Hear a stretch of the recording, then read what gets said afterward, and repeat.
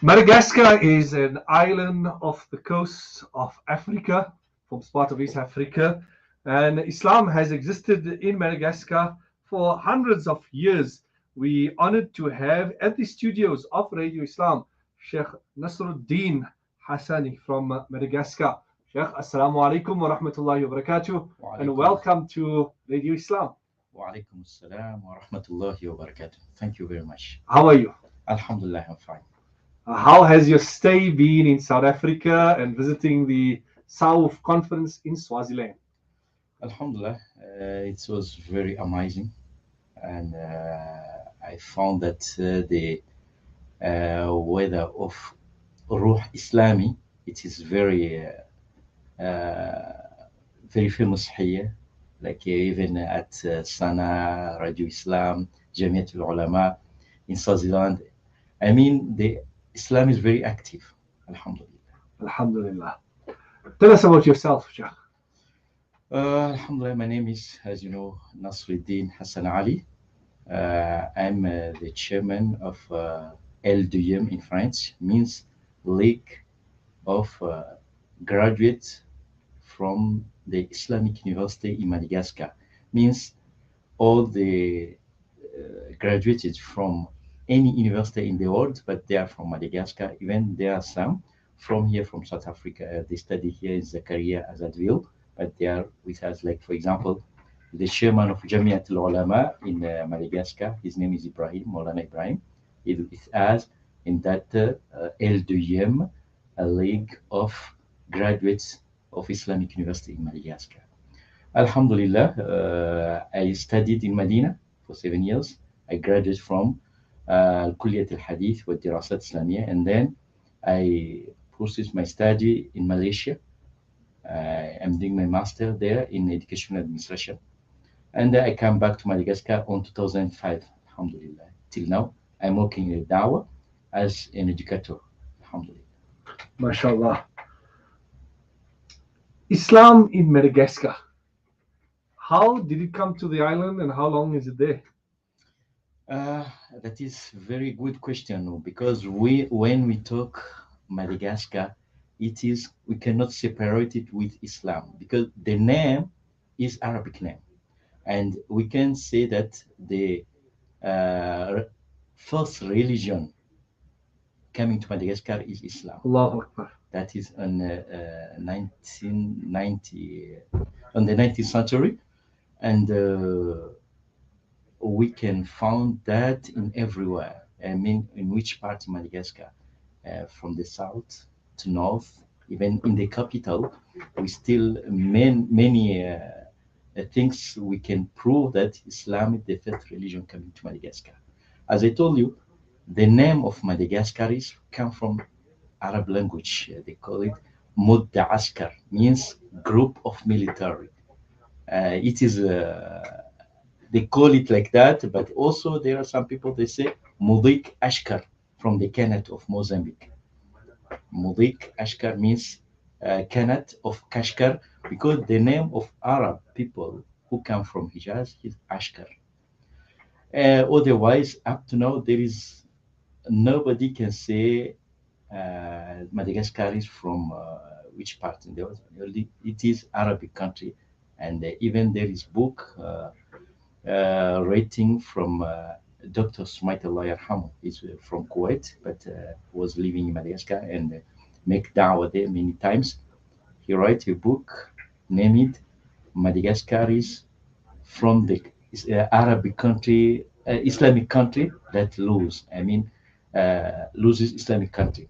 So that all telling us that Islam is the first religion come to Madagascar. Even I can give you some example about the name of the dice in Madagascar. Till now, for example, we call Al-Hadi Al-Ahad from Arabic Al-Ahad, Al-Atsnaini from Arabic Al-Ithnain, and we call also Al-Thulatha, we call Atalata in Malagasy language, and then Al-Arbiya in Malagasy language, the Arabic is Al-Arbi'a, and then Al-Khamis, we call it in Malagasy Al-Khamis, and Al-Juma, we call it in Malagasy language Zuma. And accept, we call it in Madagascar language, asabuti. So till nowadays, this is Arabic language, alhamdulillah. And many things we can recognize that Madagascar is behind or belong in Islamic country, and it is Islam will first come in Madagascar. We know there was a severe drought in the southern part of Madagascar, and this has been going on for almost 2 years now. Perhaps you could tell us more about the impact of this drought. Sorry? Drought, lack of rain Mhm. in part of Madagascar. Yeah, it is a big impact for him. I mean, even for human being, alhamdulillah. And many, I mean, there are many things, even like school, for example, or roads. It is broken because of that.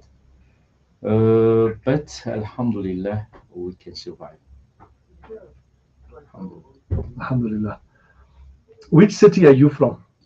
Exactly, I'm living in the capital, Antananarivo, as our office is there. But I'm living just, it is behind of the capital. We call it Ansirabe, almost about 150 kilometers from the capital in the south. Yes. And what is the challenges facing Muslims in Madagascar? Many. First of all, Islam is minority in Madagascar. We say that it's about 15 to 20% of the whole population. What's the full population? For population about 25 million to 30 million. So only 15 to 20% of that is Islam. That's first one. It means like the area as I'm living in Sirabe, we call it like the capital of Christianism in Madagascar. And Madagascar is, I mean, the Catholic, they have big infrastructure in Madagascar. But otherwise, we try our best to make dawah. But nowadays, we're facing a new problem about coming for Shia in Madagascar. The coming for Shia, the opening of the Iranian embassy in the capital, it's move the things in another way. In other way, I mean. So we felt now there is Christian at the same time, also the Shia in other hand. But I'm really worried about I mean the lack that Shia is bring. They have the hand in like in Tanzania, in Sawahil countries. So now they move to Madagascar. We need very, I mean, strategical dawah to against them because the dawah of Shia is not for all the people. They just fight against the Sunni, Muslim Sunni. Yes. From the government side, is there any restriction on Muslims? Can Muslims practice Islam freely? Really, no. From the government, as our government is, I mean, non-religion. It is, they call it in French. How to say that?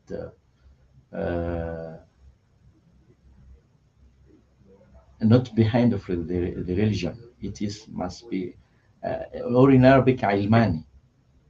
Our government, we don't feel that, but there are some people who working in government. They have some jealous about Islam, especially nowadays where they call there are many aid from Arab country, from Islamic country. It is from them, but from the government, no. Tell us about the Moosagie in Madagascar. Alhamdulillah, there are many masajid, especially in the coast of Madagascar, like Mojinga, like Diego Soares, like Tamatau, especially Mojinga and Diego. There are many masjid, but in the capital, as it is, we consider minority. Like even in the town that I'm living in, Sirabe, only one masjid. Yes. We talk about the coast of Madagascar. Many of our listeners, they look at different destinations to go for holiday. What does Madagascar have to offer in terms of tourism? Well, alhamdulillah, it is natural. if we said about natural tourist, Madagascar is, we can say that's number one because it is non-developed country. But Alhamdulillah, it is beautiful, especially if we try to see that from the Islamic tourism, because we are free, for example, to make separation between men and women in the sea, something like that. Alhamdulillah, it is natural. And Islamic organization, is there Muslim schools? Yeah, Alhamdulillah, we have organization, we have school and madrasa. It is from long time. I mean, every masjid there at madrasa on behalf of this. But nowadays we start to have school, Islamic school, like for example, it is at the same time teaching program of the government and teaching Islamic life or Islamic Islamic like for example teaching them how to read Arabic or to read Quran, something like that. Yes. How the youth in Madagascar, what are some of the challenges with regards to the youth in particular? Yes. Is there the problem of drugs, alcohol? Yeah, it is. There are problems of it, especially in the north. But even government they have way to against it about to make sport everywhere. But as Islam also we call the young people, I mean the youth, to come to madrasa and to make Islamic program. Even Alhamdulillah, there are some organization, Islamic organization, we are organized football and ter masajid. Every masajid, there we make football. In Ramadan also we make something like that. Alhamdulillah. Alhamdulillah. What message do you want to give the listeners of South Africa? Uh, Nasiha. Nasiha. It is almost, I found that the dawah, your practical here, I mean, organization, like from Jamiat al-Ulama here, they are very developed than us. So I'm worried which kind of lesson I can tell. No, of in the gate, we take we have to take many examples from your side, especially when you talk to me about, for example, Jamiat al-Ulama, the Radio Islam is working with them. We need some strategic like this in Madagascar. But inshallah, I hope there will be more cooperation between Jamiat al-Ulama in South Africa and Madagascar, especially in kind of Radio Islam, because up to now we have non-Islamic radio in Madagascar. Also, I hear that there is some school with Jamiat al-Ulama, like nursery, I just seen here. We need more cooperation with your organization here in South Africa to improve our dawah in Madagascar. Yes, certainly. May Allah Ta'ala, reward you abundantly. And inshallah. Earlier in the year, you visited a conference in Egypt. Yeah. What conference was that? This is talking about Jihad, ضرورة العصر, the effort in Sharia. It is a necessity. It is necessity in the present time, because many of writers nowadays they call no jihad, no ijtihad. Ijtihad is close, something like no. It is to prove that no ulama must be doing ijtihad, but there are some conditions.